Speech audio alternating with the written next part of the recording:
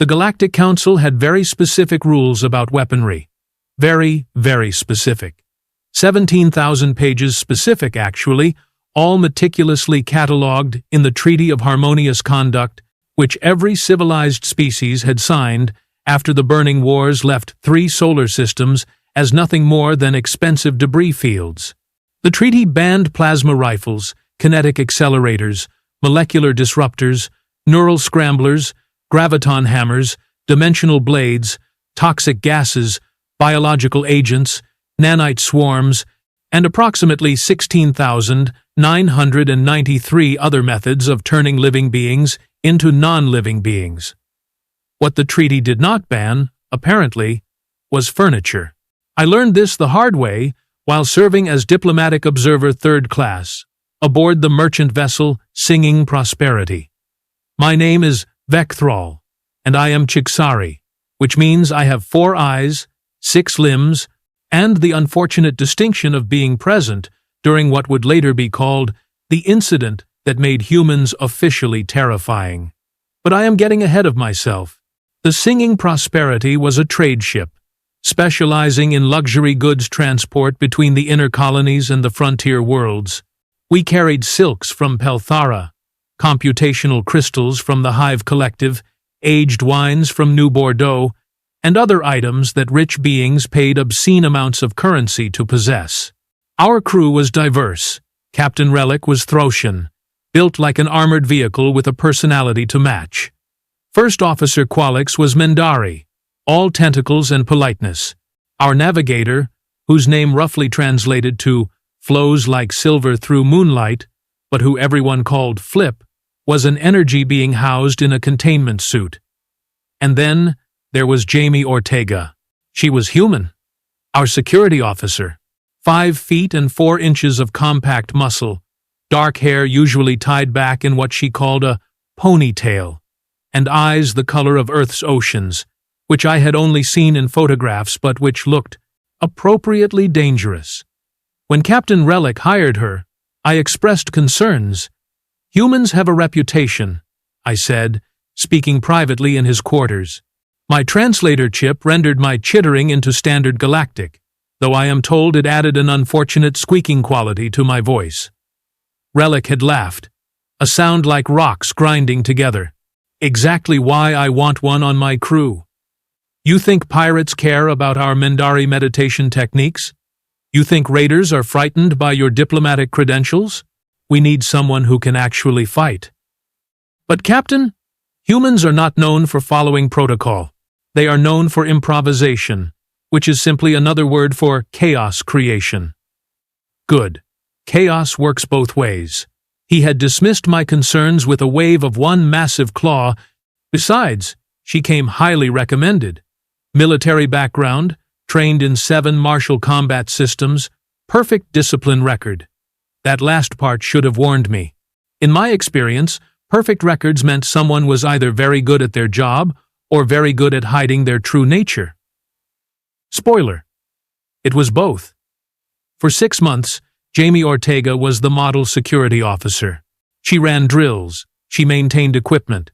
She spoke politely to everyone, even me, though I suspect humans found my species somewhat ridiculous. We, Chiksari, are not built for physical confrontation. We are built for thinking very carefully about things and then writing lengthy reports about our careful thinking. Jamie seemed to find this amusing rather than contemptible, which I appreciated. You keep us honest, Vec, she told me once, while reviewing shipping manifests together. Someone has to make sure we dot the I's and cross the T's. I did not understand this expression, as standard galactic script contains neither I's nor T's, but I recognized it as friendly. Humans were strange with their idioms, turning simple statements into bizarre metaphors involving dotted letters and agricultural implements and cats in bags. Everything changed when we docked at Terminus 7.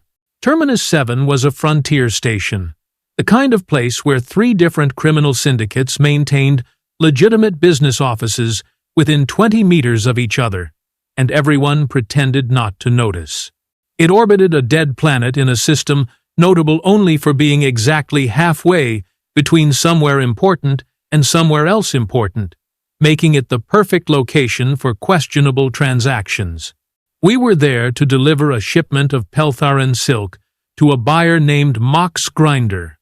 Yes, that was actually his name, or his alias.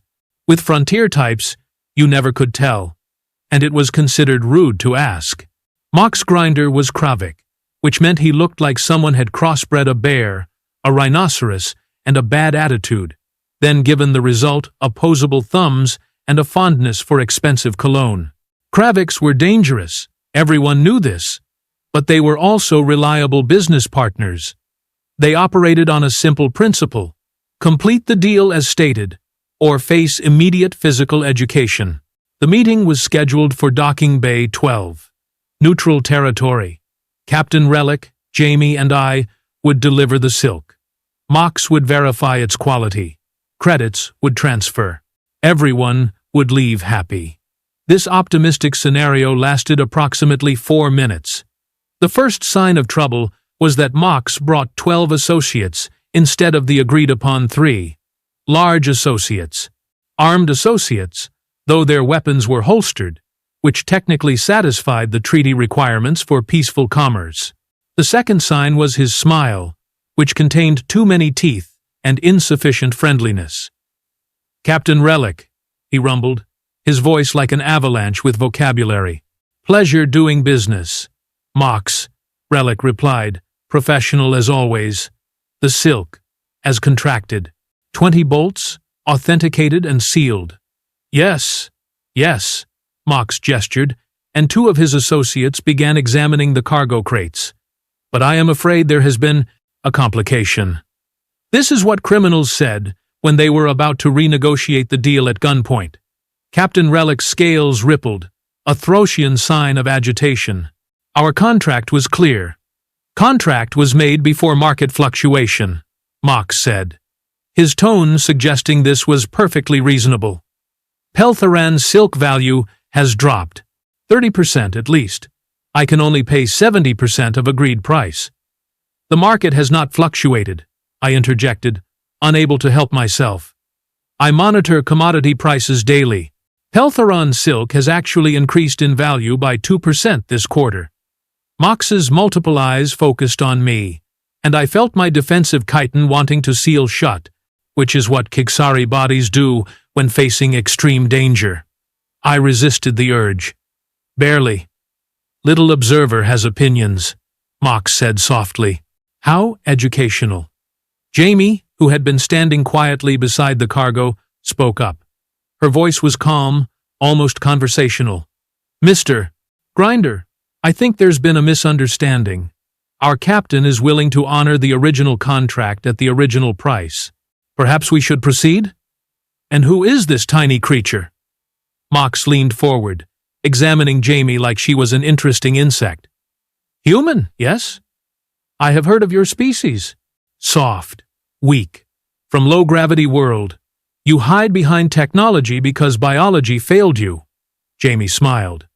I had seen her smile before, but this was different. This smile contained mathematics, specifically the kind of equations that calculated trajectories and impact forces. "Biology's done okay for me so far," she said. "Has it?" Mox straightened to his full height, which was considerable. Kraviks averaged 7 feet tall and 400 pounds. Jamie barely reached his chest. "I think not. I think humans are prey animals pretending to be predators. I think you would break like dried twig." "Maybe," Jamie agreed. "But today's not a good day to find out." The temperature in the docking bay seemed to drop.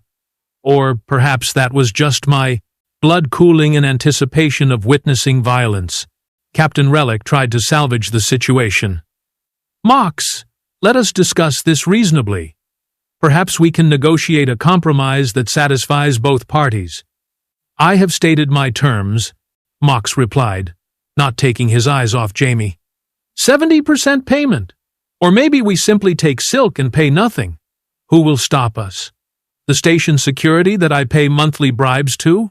Or perhaps this small human with her soft skin and breakable bones?" One of Mox's associates laughed. then another. Soon, all 12 were making various sounds of amusement in their respective species fashion. Jamie tilted her head slightly. A gesture I had learned meant she was thinking very carefully about something, usually something that ended poorly for whoever had annoyed her. "Tell you what," she said. "Let's make this interesting. You and me, Mox. Physical contest. If I win, you pay full contract price plus 10% for insulting my captain. If you win, you get the silk for free." The laughter stopped. Mox stared at her. "You challenge me to single combat? Nothing so formal. Just a friendly competition." Jamie's smile widened. "Unless you're scared of a soft, weak human from a low-gravity world?" "Oh, clever. Clever and absolutely insane." I wanted to protest, to cite Regulation 17.4, which specifically prohibited crew members from wagering cargo in unauthorized contests, but my voice seemed to have temporarily stopped functioning. Mox's expression cycled through several emotions: surprise, confusion, anger, and finally amusement. "You are either very brave or very stupid. But I admire courage, however misplaced. I accept." "Great," Jamie said. "Give me a second." She walked over to the cargo crates, and for a moment I thought she was going to retrieve a weapon, which would have violated approximately 600 regulations and probably started a shooting war. But instead, she examined the crates themselves. They were standard: shipping containers, reinforced corners, metal bracing, and, most relevantly, removable support legs. Each leg was roughly a meter long, cylindrical, made of dense composite alloy designed to support several tons of weight. Jamie unscrewed one of the legs. She tested its weight, gave it an experimental swing, and nodded approvingly. "This'll work," she said. "Work for what?" Mox asked, though his tone suggested he knew and found it hilarious. "My weapon," Jamie replied simply. "A chair leg? Furniture component, technically. But sure, let's call it a chair leg." Mox looked at his associates. His associates looked at each other. Then everyone started laughing again, even louder than before. Even Captain Relic made a sort of choking sound that might have been Throssian laughter, or possibly a sign of impending cardiac arrest. I, however, was not laughing. I was remembering something from the human cultural database I had studied during diplomatic training. There was a phrase, a very specific phrase, about humans and violence. Something about how they were most dangerous when they appeared weakest. The exact phrase escaped me, which was unfortunate, because I would have very much liked to quote it as evidence that everyone should stop laughing and start running. "Very well," Mox said, wiping moisture from his eyes. "I will not even draw my weapon. I will simply use my hands to teach you proper respect." "Your funeral," Jamie said cheerfully. They moved to an open space in the docking bay. Mox's associates formed a loose circle.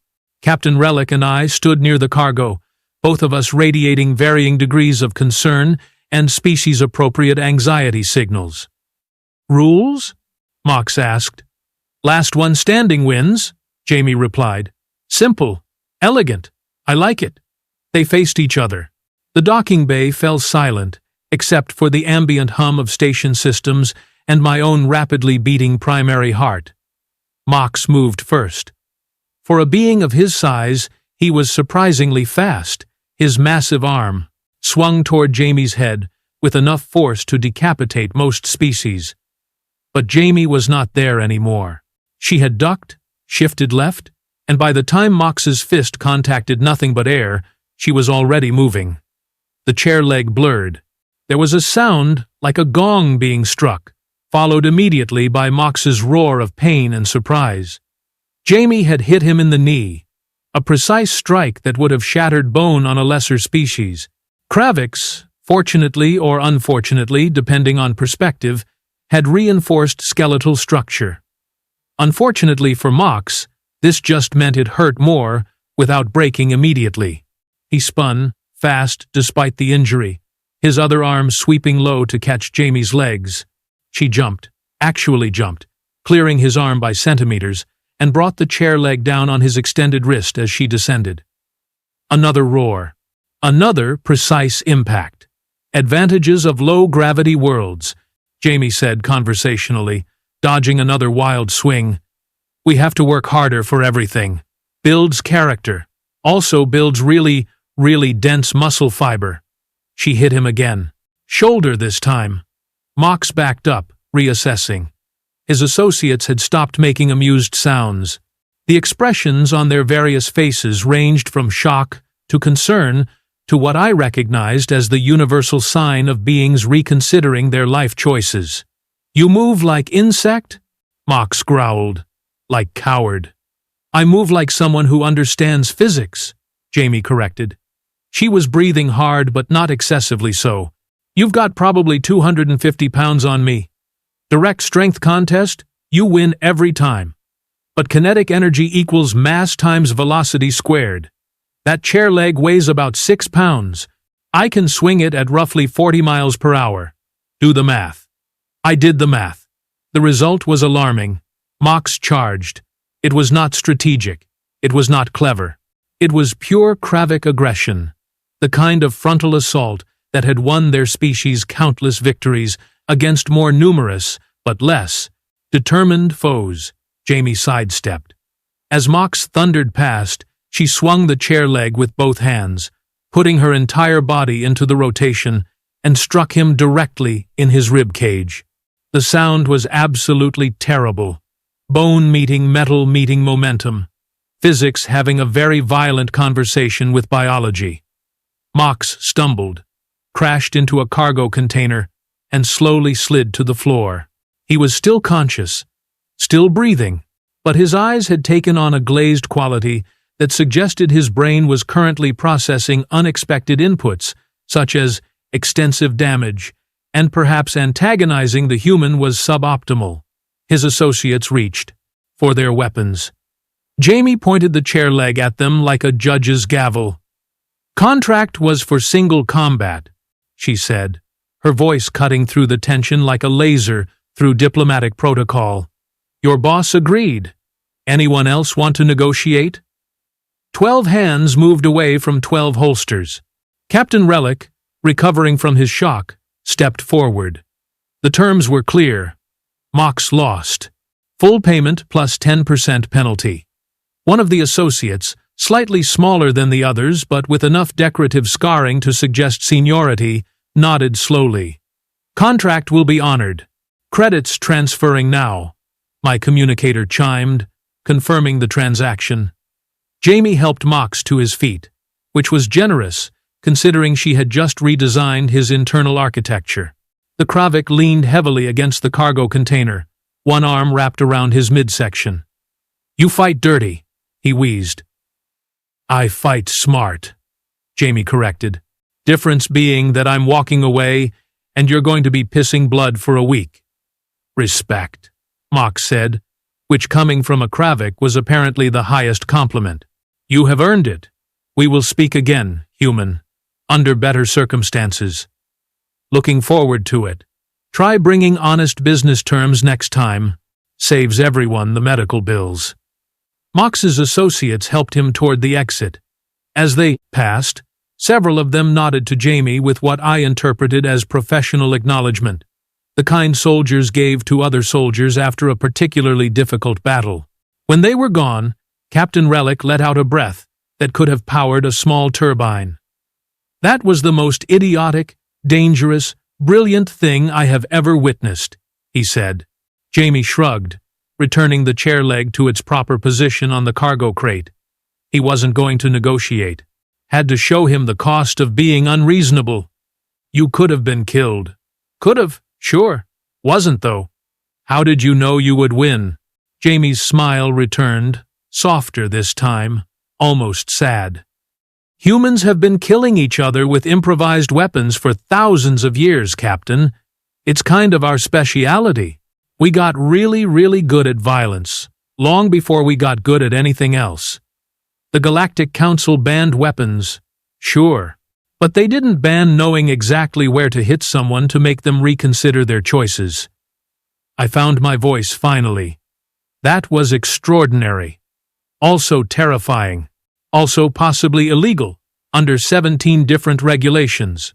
Which regulations specifically? Jamie asked innocently. I opened my datapad, preparing to list them. Then I stopped. Because technically, according to the Treaty of Harmonious Conduct, she had not used a weapon, she had used a furniture component. And while there were regulations against assault, there were also provisions for self-defense and defense of contracted assets. And the combat had been consensual, agreed upon by both parties, witnessed by multiple individuals. None, I admitted reluctantly. You violated no regulations. See? I follow the rules. Vec. I just follow them creatively. As we loaded the cargo and prepared for departure, I watched Jamie perform her post-incident checks with the same calm efficiency she brought to everything. Nothing in her demeanor suggested she had just defeated a 7-foot criminal in single combat using furniture. And that, I think, was when I truly understood what made humans dangerous. It was not their weapons, it was not their technology, it was their absolute refusal to accept that anything was impossible just because it seemed unreasonable. The Singing Prosperity departed Terminus 7 without further incident. Station security, such as it was, never even filed a report. Apparently, watching a human beat a Kravik with a chair leg fell under entertainment rather than criminal activity. I began writing my diplomatic observation report that evening, but as I wrote, I kept returning to one question. If a human could do that much damage with a furniture component, what could they accomplish when they actually tried? It was not a comforting thought. And as I would learn over the following weeks, it was also the correct question to be asking. But that story, as Jamie would say, is for next time. 3 weeks after the Terminus 7 incident, I was still trying to process the implications of what I had witnessed when the universe decided to provide a comprehensive demonstration of why humans referred to themselves with alarming frequency as persistence hunters. We had taken a contract to transport medical supplies to the colony world of Verdant Hope, a pleasant little planet populated mostly by Pelthari farmers who grew medicinal fungi in vast underground caverns. Simple job. Safe route. Nothing that should have resulted in what the eventual investigation report would call disproportionate response to hostile action. The trouble started in the Kellis Nebula. Space pirates were a known hazard, of course. Every trading vessel carried insurance specifically for this possibility. The standard protocol was simple. Stop when ordered, allow them to take a percentage of cargo, file insurance claims later. Everybody lives. It was basically a tax with extra steps and theatrical threats. What made this situation different was that these particular pirates were Vascari. The Vascari were relatively new to the galactic community, having achieved faster-than-light travel only 2 generations prior. They were bipedal reptilians, roughly humanoid in configuration, but covered in adaptive camouflage scales that shifted colors based on emotional state. Currently, judging by the angry crimson patterns displayed on our view screen, they were experiencing what my translator helpfully labeled as aggressive territorial dominance. Their ship, the Bleeding Fang, because pirates had absolutely no creativity when naming vessels, matched velocity with the Singing Prosperity and established a weapons lock. Standard procedure so far. Then their captain, who called himself Scarex the Merciless, opened communications. His face filled our view screen, all scales and teeth, and the kind of scarring that suggested either extensive combat experience or really poor decisions around kitchen appliances. Trading vessel, you will shut down your engines and prepare to be boarded. Resist, and we will vent your atmosphere into space after taking what we want from your corpses. Captain Relic, who had been through this particular dance before, activated his transmitter. This is Captain Relic of the Singing Prosperity. We are carrying medical supplies for Verdant Hope Colony. These supplies are tagged as humanitarian aid under Galactic Relief Article 9. Interfering with humanitarian shipments carries severe penalties. Skarax laughed, a sound like broken glass being scraped across metal. Penalties require enforcement. Who will enforce anything out here? Your precious council? They are 6 days away at best. We are here now. He was not wrong. The Kellis Nebula was notorious for sensor interference, making it perfect for piracy and terrible for rescue operations. We have limited cargo, Relic tried. Take what you need. Leave us the medical supplies. I will decide what I need after I see what you have, and after I decide which of your crew members would fetch good prices at the Rathian slave markets. That changed things. Piracy was one thing. Theft with violence was an accepted, if unpleasant, reality of frontier commerce. But slavery was different. Slavery violated approximately 200 galactic laws, not because the Council was particularly moral, but because the last time slavery was widespread, 3 major wars had erupted, and nobody wanted a repeat performance. I saw Jamie's hands tighten on her console. She was monitoring our defensive systems, which consisted of some light shielding and absolutely nothing that could stop a dedicated warship. Her jaw was set in a way I had learned to recognize as dangerous. "Captain," she said quietly, "request permission to implement Contingency Protocol Omega." I had no idea what Contingency Protocol Omega was. This was concerning because I was supposed to know about all protocols. Relic's scales rippled uncertainty. "Are you certain?" "They mentioned slavery, sir. That crosses a line." "It crosses many lines," Relic agreed. "But we are outgunned. Their ship has plasma cannons. We have cargo containers and hope." "We also have me," Jamie said. "And I'm really tired of assholes thinking they can take whatever they want just because they have bigger guns." "Jamie, I appreciate your enthusiasm, but even you cannot fight an entire pirate crew. Watch me." Before Relic could respond, the Bleeding Fang fired a warning shot across our bow, and their boarding shuttle launched. We had approximately 10 minutes before they docked with our airlock. Jamie stood up. "Vec, I need you to access the environmental controls. Can you do that?" I blinked all 4 eyes in sequence, which is how Kiksari express confusion. "I have administrative access, yes. But why would you need environmental controls?" "Because I'm about to make some guests very uncomfortable." "Flip, I need you to monitor their ship's power signatures. Tell me the moment their shields fluctuate. Qualix, get the captain and all non-essential crew to the bridge and seal it. You've got reinforced doors. Use them." First Officer Qualix, whose tentacles were quivering with stress, nevertheless responded immediately. "What are you planning?" "Aggressive negotiations," Jamie said, moving toward the armory. "The kind that use visual aids and practical demonstrations." She returned, carrying her security kit, which I had seen before but never watched her actually use. It contained various non-lethal deterrents: shock batons, sticky foam dispensers, flash charges, and other implements designed to subdue without killing, because killing violated regulations and created excessive paperwork. Jamie began placing equipment at strategic points throughout the ship's corridor, leading from the airlock to the main compartments. She worked with the kind of focused efficiency that professionals displayed when lives depended on precision. "Vec," she called, "I need you to reduce oxygen levels in these corridors to 15%. Not 0, just uncomfortable. And increase carbon dioxide to 3%. Then spike the temperature to 35 Celsius. I consulted my species database. That combination will be debilitating for Vascari physiology. They prefer cool, oxygen-rich environments. This will impair their cognitive function and physical performance." "Exactly. Make them stupid and tired before they even see me."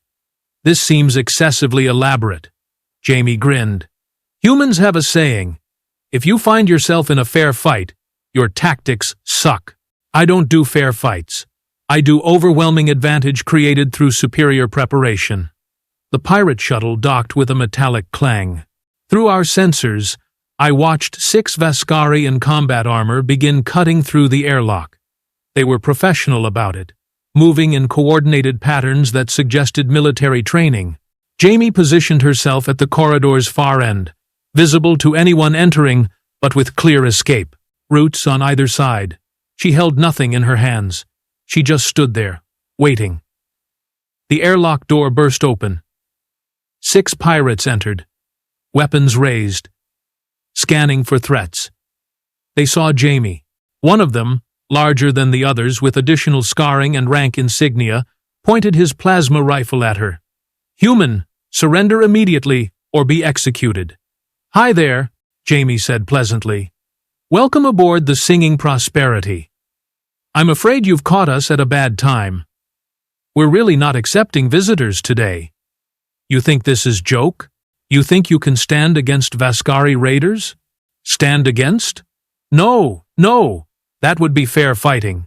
I don't do that." She tapped her communicator. "Vec, activate environmental modifications." I did. The corridor's atmosphere immediately shifted. Oxygen levels plummeted. Carbon dioxide spiked. Temperature soared. Within seconds, I could see the pirates beginning to feel the effects. Their scales shifted to confused patterns of blue and green. Their breathing became labored. "What is this?" the leader gasped. "Home field advantage," Jamie replied. "See, humans evolved in some pretty harsh conditions. We're endurance specialists. We can function in environments that would incapacitate most species. You Vascari, though? Your homeworld is a cool, oxygen-rich paradise. This?" She gestured at the corridor. "This is just mildly uncomfortable for me. For you? This is already impacting your reaction time, your decision-making, your fine motor control." One of the pirates fired. The plasma bolt went wide, missing Jamie by half a meter. She had not even moved to dodge it. He had simply missed due to environmental impairment. "Case in point," Jamie said. She pressed another control on her wrist unit. The flash charges detonated. 6 simultaneous bursts of light and sound, carefully calibrated to Vascari sensory ranges, overwhelmed their adaptive vision systems. Scales went pure white, a distress pattern indicating complete disorientation. Jamie moved. I watched through the security feeds as she closed the distance between herself and the nearest pirate, in perhaps 2 seconds. She did not punch him, which would have been ineffective against combat armor. Instead, she grabbed his weapon, twisted it at an angle that basic physics said should not work, but apparently did, and used his own momentum to flip him into the wall. The impact rendered him unconscious. His armor, designed to protect against weapons, did nothing against the ship's structural components. The second pirate swung his rifle like a club. Jamie ducked under it, grabbed an extending shock baton from her belt, and jabbed it directly into the gap between his helmet and chest plate. The electrical discharge bypassed his armor entirely. He dropped. Third and fourth pirates tried to coordinate their attack, coming at her from both sides. Jamie sprayed sticky foam in a wide arc. The substance expanded instantly, coating their visors and weapon systems. While they clawed at their faces, she sweep-kicked the third pirate's legs out from under him and elbowed the fourth directly in the throat seal of his armor. Both went down. The fifth pirate, showing more sense than his companions, tried to retreat back toward the airlock. Jamie let him get 3 steps, then activated the magnetic floor panels she had installed earlier. His boots, being standard military issue with magnetic grips for zero-gravity operations, locked to the deck. He fell face first. That left the leader. He had managed to keep his weapon trained on Jamie despite the environmental effects, despite the chaos, despite watching his entire team get dismantled in under 30 seconds. His scales showed purple and black, a Vascari pattern indicating pure rage. "You are dead," he hissed. "Scarex will blast this ship into particles." "Maybe," Jamie conceded, "but you won't see it." Last chance. Surrender now, or I demonstrate why humans hunted megafauna to extinction on our homeworld using nothing but pointy sticks and bad attitudes. He fired. Jamie was already moving, had been moving before his finger even completed the trigger squeeze. The plasma bolt scorched the wall where she had been standing. She closed the distance, slid under his follow-up shot, and drove her shock baton into his knee joint. He collapsed. She caught his weapon as he fell, disabled it with practiced efficiency, and placed it carefully aside. Then she zip-tied all 6 pirates with the kind of thorough professionalism that suggested she had done this many, many times before. "Vec," she called. "Restore normal atmosphere, and open a channel to the bleeding fang." I did both, my hands shaking slightly on the controls. Scarex appeared on the view screen, his scales showing confident red. "Boarding team, report status." Jamie stepped into the camera's view. Behind her, 6 unconscious or semi-conscious pirates were visible, thoroughly restrained, and looking significantly less threatening than when they had arrived. "I'm Jamie, head of security. Your boarding team encountered some difficulties, technical difficulties. Specifically, they encountered me, and I'm very technical about how I handle uninvited guests." Scarex's scales went through several rapid color changes, settling on a sickly yellow that my translator identified as shock mixed with fury. "You have made grave mistake, human. I will destroy your ship. I will kill everyone aboard. I will make your death so slow that legends will be told of your suffering." "That's adorable," Jamie said. "But here's what's actually going to happen. You're going to power down your weapons. You're going to recall all your shuttles. You're going to turn around and leave this sector. And if you're very, very lucky, I won't tell the Galactic Enforcement Division that you threatened humanitarian aid workers with slavery. Why would I do any of that? I have the superior vessel. True, but I have 6 hostages, your crew members. And while you might not care about them personally, I bet they have families who do. I bet some of them have bounties. I bet their DNA is in about 40 different criminal databases." Jamie smiled. "I also have complete recordings of this entire encounter, including your explicit threats of slavery. That's a life sentence in 80% of galactic jurisdictions." Scarex said nothing, but his scales shifted to calculating gray. "Or," Jamie continued, "you could cut your losses. Leave now. Pretend this never happened. Nobody dies. Nobody gets arrested. You go find some other target that doesn't have a human security officer who's having a really bad month." The silence stretched. I counted 17 heartbeats, though admittedly my hearts were beating significantly faster than usual. Finally, Scarex spoke. "You have made an enemy today, human. Get in line. It's pretty long." The Bleeding Fang's weapons lock disengaged. Their ship began to turn, slowly at first, then with increasing speed. Within 5 minutes, they had jumped to faster-than-light travel and disappeared from our sensors. Captain Relic emerged from the bridge, his expression cycling between relief, disbelief, and something that might have been pride. "You bluffed," he said. "You never would have harmed those hostages." "Of course not," Jamie agreed. "But Scarex didn't know that. And that's the thing about humans, Captain. We're really, really good at making other species believe we're capable of anything, even when we're not." Qualix drifted over, tentacles waving in agitation. "This will generate significant paperwork." "I'll handle it," I said automatically, already composing the incident report in my head. Then I paused. "Jamie, why did you not simply allow them to take some cargo? Insurance would have covered it." "This seems unnecessarily dangerous." Jamie's expression hardened. "Because they mentioned slavery, and humans have very strong opinions about slavery. We fought wars over it. We're still fighting wars over it, in various forms. When someone threatens to enslave my crew, my friends, that stops being a robbery. That becomes personal. But you risked your life. Better than the alternative. She started helping the captured pirates to their feet, preparing to transfer them to our brig. Besides, I wasn't risking much. I've been in worse situations with worse odds. This was actually pretty tame. Tame? I squeaked. You fought 6 armed pirates simultaneously. 6 disoriented pirates in an environment I controlled using equipment I prepared, she corrected. First rule of human combat doctrine. Never fight on the enemy's terms. Make them fight on yours. Over the next 3 days, as we completed our journey to Verdant Hope, I interviewed Jamie extensively for my report. The Galactic Council would want detailed explanations of how a single human had repelled a pirate boarding party without violating weapons treaties.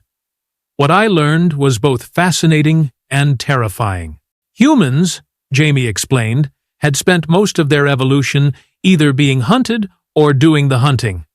Their homeworld was a nightmare of predators, environmental hazards, and competing human tribes. They had survived not through superior strength or natural weapons, but through intelligence, tool use, and sheer stubborn refusal to die. We're not the strongest species, she told me. We're not the fastest. We don't have natural armor or venom or claws. What we have is pattern recognition, problem solving, and endurance. We can think our way out of situations that would kill most species. And if thinking doesn't work, we can simply outlast them. But surely, there are limits to this adaptability? She shrugged. Probably. Haven't found them yet. Humans have survived everywhere from Arctic tundra to desert wastelands to ocean environments.